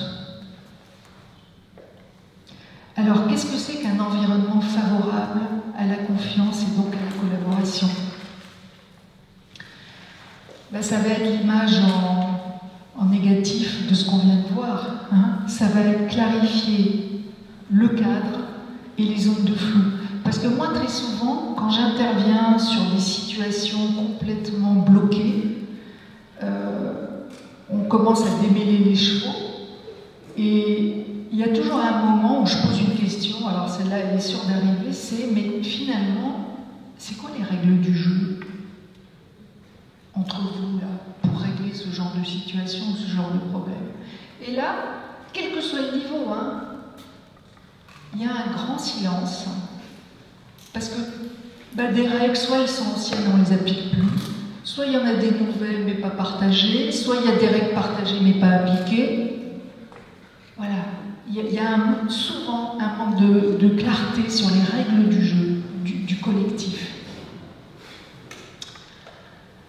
Donner de l'autonomie, on l'a vu. Hein. Remplacer le jugement critique, qui est le feedback à la française, hein. Moi j'appelle ça le feedback à la française, c'est voilà, toi t'es quand même pas très bon dans ce domaine-là. Ça c'est une critique et un jugement de valeur, c'est pas un feedback. De même que ta présentation était excellente, c'est pas un feedback utile. Voilà, le feedback, ça relève d'un apprentissage, il y a des paramètres très précis. Si on veut que les gens progressent, il faut se former à faire des feedbacks constructifs, qu'ils soient positifs ou négatifs. Et il faut que ces feedbacks soient très fréquents. Pas lors de l'évaluation annuelle, là, où on vous explique qu'il y a 6 mois, vous avez tenu tel propos et que ça va qu'il va vous en être tenu rigueur.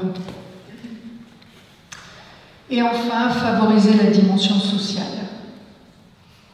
Hein, parce que la dimension sociale, elle permet de tout dépasser. Si vous prenez les résistants pendant la guerre, gaspillage énergétique, il y en avait un pour être résistant. Aversion du risque, il y avait un risque énorme. Hein. Le négatif, plus lourd que le positif, hein, parce qu'il arrivait aux copains quand ils se faisaient choper, c'était super lourd. Hein. Et pourtant, ils ont continué.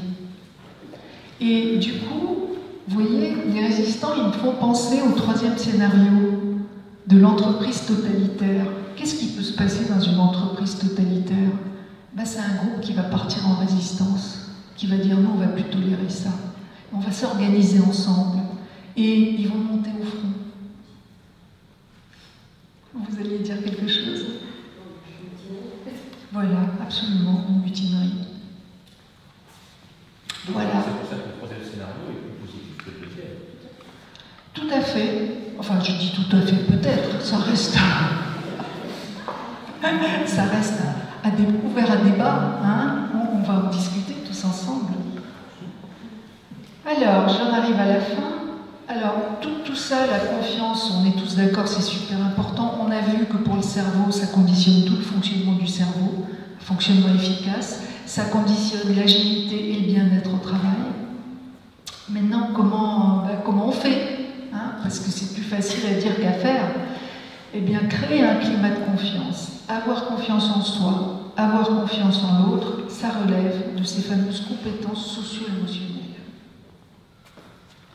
On ne va pas rentrer dans le détail de ces compétences, mais clairement, tous les grands organismes mondiaux, dont le Forum économique mondial, a dit, voilà, face au développement de l'intelligence artificielle, la valeur ajoutée de l'homme face à la machine, ça va être dans ses compétences socio-émotionnelles.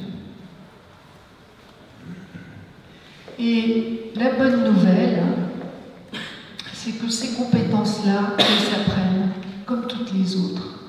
Hein, puisque Françoise faisait référence à la théorie des intelligences multiples de Howard Gardner, qui avait mis 8 intelligences. Moi, j'ai mis un point d'interrogation sur la 8e. Pourquoi? Parce que ça, c'est ce que les scientifiques ont été vérifiés.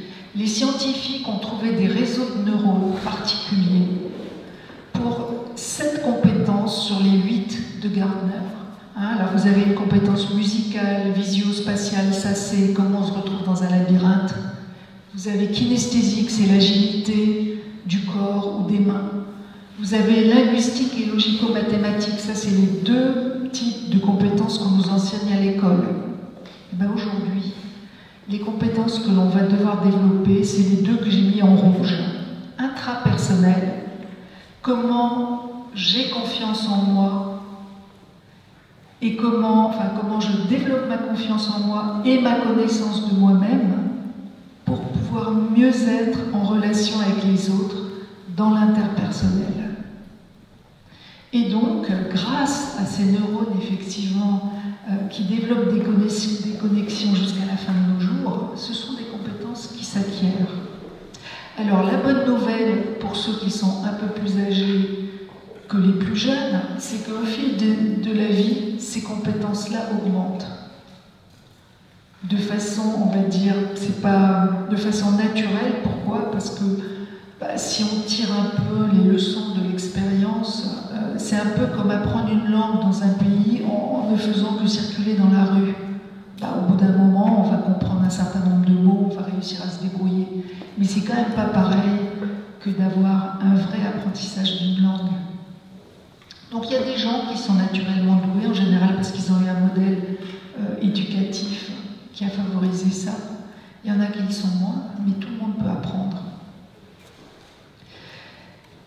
Moi, quand je fais mes recherches sur ce que la science amène à l'entreprise, hein, puisque moi, mon boulot, c'est ça, c'est d'amener ce que la science apporte d'intéressant pour l'entreprise, je croise toujours ce que je trouve avec ce que je lis, notamment, je lis pas mal Harvard Business Review pour me tenir au courant du business, des dernières tendances du business.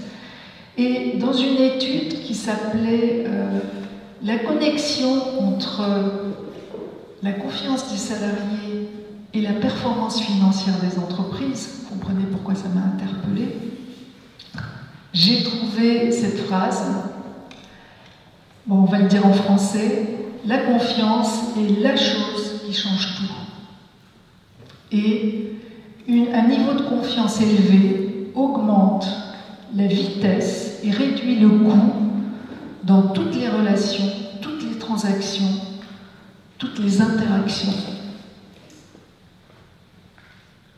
Et on comprend pourquoi du point de vue du cerveau. Voilà, donc l'ingrédient de l'agilité, de la performance et du bien-être, c'est la confiance, c'est donc de faire monter l'ocytocine dans le sang. Voilà, je vous remercie.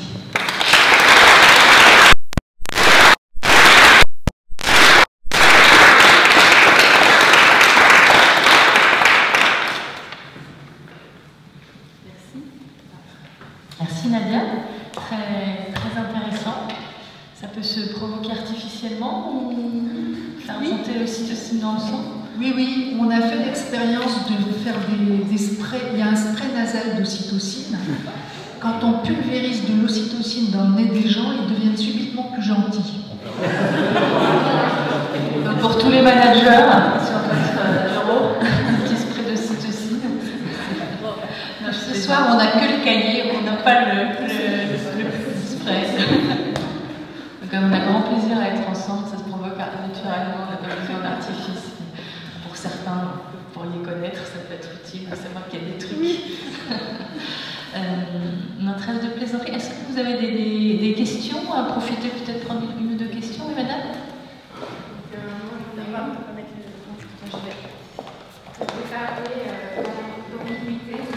Je suis RH. L'ambiguïté, c'est ce qu'on recherche dans les compétences aujourd'hui, managériales et potentielles, la gestion, la capacité de gérer l'ambiguïté management. Donc, par rapport à ce que vous disiez en conclusion, qui était agilité, là, la démonstration, c'est que ça fait quand même partie des stresseurs. On est dans un monde qui va de plus en plus vite, où on est de moins en moins capable de prévoir ce qui va se passer, et où on attend quand même de nos collaborateurs cette capacité à être parfois dans la zone grise, enfin, ce que nous on appelle la zone grise. Voilà, donc j'étais d'accord avec tout ce que vous avez dit. J'ai juste une question sur cette histoire d'ambiguïté.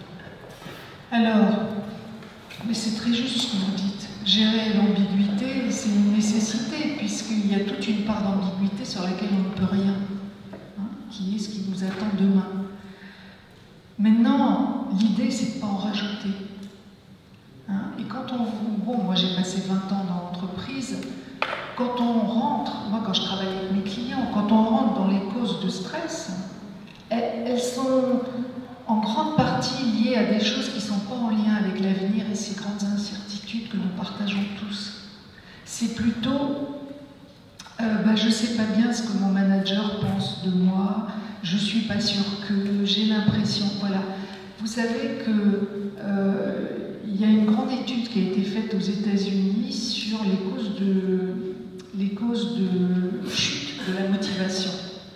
Ils ont étudié quand la motivation chute après un recrutement. C'est-à-dire, vous venez de rentrer dans l'entreprise, quand est-ce que ça chute? Vous savez quand ça chute? Ça chute à 6 mois, entre 4 et 6 mois. Voilà, donc vous voyez, ce n'est pas les grandes incertitudes d'avenir qui ont changé en 4 et 6 mois. C'est l'environnement immédiat dans lequel on est qui crée des incertitudes beaucoup plus proches de nous. Et les incertitudes liées aux relations humaines, ce sont celles qui nous blessent le plus. Et ce sont celles qu'on peut lever le plus facilement. Et donc, pourquoi est-ce qu'on veut des managers qui sachent gérer l'ambiguïté? Parce que l'ambiguïté, il y a celle qui est là. Et gérer l'ambiguïté, ça veut dire accepter de ne pas tout comprendre et néanmoins conduire sa barque. Ça veut dire être capable de gérer son stress. Et ça, gérer son propre stress et gérer le stress de l'équipe, c'est une compétence socio-émotionnelle. Donc oui, gérer l'ambiguïté, c'est nécessaire. L'idée, c'est de laisser l'ambiguïté occuper le terrain auquel on ne peut pas toucher et de ne pas en rajouter involontairement la plupart du temps par nos comportements et nos modes de communication. Oui, ce que vous dites aussi, c'est qu'on ne peut gérer l'ambiguïté, tant qu'il faille la gérer, que si justement la confiance est là.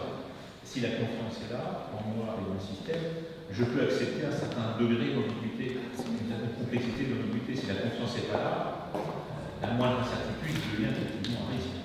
Donc, tout à fait. Moi, je voudrais juste compléter, c'est que je trouve que la démarche prospective que nous avons eue par rapport à cette ambiguïté du monde, je dirais, est très positive, puisqu'on ne sait pas prévoir demain, on se projette sur des scénarios pas forcément réalistes, à beaucoup plus long terme, et on essaye de voir le scénario qui nous plaît et comment aujourd'hui, concrètement, je peux faire des choses pour aller vers ce scénario qui est peut-être utopique mais qui me plaît. Je trouve que cette démarche est de nature, dans ce monde complexe où on ne peut pas prévoir, de nature à faire des choix aujourd'hui avec un sens. C'est un peu tout ce qu'on a évoqué aujourd'hui. Je pense que je vais encore passer facilement. Est-ce que vous faites un lien entre confiance et burn-out? Oui, il y a un lien puisque une des causes du stress, c'est l'absence de confiance. Quand on n'a pas, justement, quand il y a toutes ces incertitudes sur l'avenir, qu'en plus on ne fait pas confiance à son manager, on ne fait pas confiance à ses collaborateurs parce qu'on est tous mis en compétition, et oui, le risque c'est le burn-out, c'est le cumul des stress. Qui fait que le corps est refuse que peut rien faire. Mais oui, parce que quand il n'y a pas la confiance pour servir d'antidote au cortisol du stress, ben le cortisol il continue à monter. Alors il faut savoir, ça c'est une nuance qui a ce qu'on appelle le bon stress et le mauvais stress. Le bon stress, c'est le challenge à relever. Ça ne va pas être facile, mais on sent qu'on peut y arriver. Ça c'est ok. Et il y a le mauvais stress, qui est le stress qui vous laisse complètement impuissant, qui vous laisse, voilà, comme vous savez, le lapin dans les phares d'une voiture.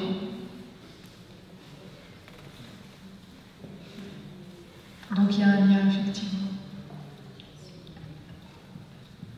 Juste peut-être pour rebondir sur ce que vous disiez, dans le domaine des compétences, justement, en général, on accepte d'avoir un gap de compétences, en tout cas de lever, de s'upskiller, je vais essayer de le dire en français, de monter son niveau de compétence quand on sent que c'est à sa portée. En reprenant l'exemple du petit enfant, en fait, qui commence à marcher, il va tomber 2 ou 3 fois, mais il sent que, en plus, en général, il a l'encouragement de sa maman, elle ne lui donne pas de gifle, en général, elle le pousse plutôt de manière positive. Donc, il va avoir tendance à y aller, parce qu'elle lui dit sincèrement, mais aussi parce qu'il sent qu'il peut le faire. Si elle lui proposait, non pas de marcher, mais d'un coup de se mettre à courir sur un escalier roulant ou de sauter de 3 mètres, là, il y aura un véritable sujet. C'est-à-dire que l'individu, effectivement, il y a une histoire de confiance. En confiance, c'est avoir foi en quelque chose. C'est-à-dire, je sens que je peux le faire, que c'est à ma portée, que c'est possible. Et quand on avait regardé effectivement ces hommes de scénario, la confiance le scénario de la confiance, c'est un scénario effectivement où on peut compter les uns sur les autres, on est à l'aise, on sent que c'est à notre portée. On avait parlé de Thomas Pesquet à un moment donné, c'est-à-dire que finalement rien ne m'est impossible. Voilà, j'ai un panel de compétences tellement large, j'ai assez confiance en moi-même et en autres, et donc je peux faire. Le deuxième, la survie, on était dans la méfiance. C'est-à-dire que là, c'est la survie, mais en même temps, c'est je me méfie, je n'ai plus foi en quelque chose. Je n'ai plus tout à fait foi en moi, j'ai pas perdu complètement la foi en moi-même et en mes capacités, et j'ai plus totalement confiance non plus, j'ai plus totalement foi aux autres. Donc là, on a un vrai sujet dans la relation, on est toujours dans la relation quelque part. C'est moi avec moi-même et moi avec les autres, ça commence à se distendre et c'est compliqué. Donc là, il y a encore des choses qu'on peut récupérer, mais c'est compliqué à gérer. Et puis il y a la troisième zone qui était la défiance. Bon, alors là, c'est clair. On me demande de sauter par-dessus une falaise, je n'ai pas de parachute, je ne vais pas pouvoir le faire. Alors après, il y a effectivement un certain nombre d'actions qu'on peut prendre contre soi-même ou contre le système. C'est une réponse de l'individu. Simplement, voilà, c'est une zone où il y a totalement une perte de foi, on va dire ça comme ça, en soi, et en la relation vers les autres qui en plus peuvent être relativement toxiques vu de la personne, parce qu'encore une fois, c'est une interprétation toujours personnelle du sujet. On n'est jamais totalement dans un environnement complètement négatif ou complètement positif. C'est des livres un peu systémiques. Une dernière question partage. Oui, je voulais vous donner le micro, sinon on n'entend pas sur la... Est-ce qu'on peut imaginer que l'évolution de la confiance vienne du milieu scénario 3, mais qui serait la version positive, à savoir que le middle management ou les salariés eux-mêmes prennent le pouvoir sur cette notion de confiance. C'est peut-être à vous qui donnez la parole. Voilà, merci pour cette question qui tombe dessus. Je pense que dans le troisième scénario, finalement, c'est un peu ce qui peut se passer aussi. C'est-à-dire qu'à un moment, on a parlé de rébellion, on a parlé, pourquoi pas, des salariés qui vont peut-être finalement se retrouver tous dans une aversion, dans une hostilité à une gouvernance qui ne leur plaît pas et qu'ils rejettent. Et là, on peut avoir en effet peut-être quelque chose qui ressemble à ça, et finalement, il y aura une cohésion qui va se créer entre les salariés et qui va faire que l'entreprise va devenir totalement ingouvernable de toute façon. Donc, on le voit dans certains cas où ça passe par des mouvements de grève très durs, où finalement la direction d'une entreprise est totalement désavouée, et finalement le pouvoir change de main. Et c'est ce qu'on peut voir quelque part aussi dans comment, en allant contre quelque chose, on peut créer ou recréer du lien, et du coup c'est le cerveau social pour le coup qui va venir un petit peu au secours je m'exclus d'un système, soit j'ai le choix de faire un burn-out, soit j'ai le choix aussi de créer un nouveau système, d'initier, d'appartenir, parce que je vais chercher à appartenir pour survivre, je peux le dire comme ça. Non, c'est mon cerveau en tout cas qui va chercher à faire ça. Donc ça peut être un point de démarrage. Ce qui est intéressant finalement à la lecture des scénarios, c'est d'aller les mixer et les mélanger et de se dire comment, en prenant des ingrédients de la survie, de la confiance et de ce scénario de la défiance, on peut, en tant que manager, que dirigeant, que RH, créer des conditions qui vont éviter d'aller dans l'extrême, de mettre une opposition majeure pour recréer un lien. Il y a peut-être une façon plus douce, en tout cas c'est sûrement celle à laquelle on croit et qui nous a rassemblés, de se dire mais peut-être qu'on peut créer des conditions, créer une partie des conditions pour que l'expression puisse se faire, pas forcément dans la douleur, dans la souffrance et dans le contre, quoique parfois ça fait du bien aussi, une bonne crise, mais pas que, pas tout le temps. Donc ça c'est intéressant après d'aller mélanger, et c'est ça qui est intéressant dans la démarche prospective, c'est-à-dire dans les trois scénarios on va trouver de quoi faire son propre chemin en fonction de la culture de l'entreprise qu'on rencontre, de qui on est et avec qui on a envie de travailler, et puis de est-ce qu'on a envie de faire la révolution douce ou est-ce qu'on a envie de faire la révolution forte. Donc après ça dépend de chacun. Oui, juste pour revenir sur le scénario de la confiance, pour paraphraser ce que Rémi disait sur l'amour, il n'y a pas de confiance. Il y a que des preuves de confiance. Or, le cerveau, il passe son temps à analyser ce qui se passe, à interpréter ce qui se passe. Donc peut-être que tout simplement, le meilleur conseil qu'on peut donner à nos managers, à nos DRH, c'est aujourd'hui, qu'est-ce que j'ai fait pour donner une preuve de confiance autour de moi. C'est-à-dire que, je vois dans l'entreprise ou ailleurs, beaucoup de stratégies sur l'engagement, la motivation extrêmement compliquées, extrêmement sophistiquées, extrêmement désincarnées souvent, parfois extrêmement naïves, parfois un peu manipulatrices et toxiques. Alors que la question simple, c'est est-ce qu'aujourd'hui j'ai donné une preuve de confiance aux gens qui interagissent avec moi? Et réciproquement, parce que ça marche dans les deux sens. La bienveillance, c'est d'abord aussi la réciprocité. Est-ce que j'ai reçu des preuves de confiance? Et pourquoi j'en ai reçu, pourquoi j'en ai pas reçu? Ça pourrait être aussi un guide pour savoir du coup quel est le scénario gagnant. Et si je regarde la situation actuelle, bien que ce soit le printemps, je suis pas sûr qu'on soit dans une société qui s'efforce de se poser de façon régulière la question est-ce que j'ai donné aujourd'hui des preuves de confiance autour de moi? Donc c'est notre question pour demain. Devoir pratique. Je te laisse. Je pense qu'on va s'arrêter, effectivement. Moi, j'espère qu'on a. Comment ça s'appelle quand on a synchronicité. Voilà, on a été en synchronicité, je pense. Juste un mot, parce que je suis très contente, parce que j'ai enfin compris ce qui s'était passé à l'occasion de ce chantier. Tout le monde était, alors je ne sais pas comment on dit, synchronicité. Voilà, donc en tout cas. j'ai senti que les ondes étaient bien. Eh bien, écoutez, je vous propose de continuer cette synchronicité autour d'un verre. Et puis, vous avez un cahier à votre disposition. Merci d'être là. Merci.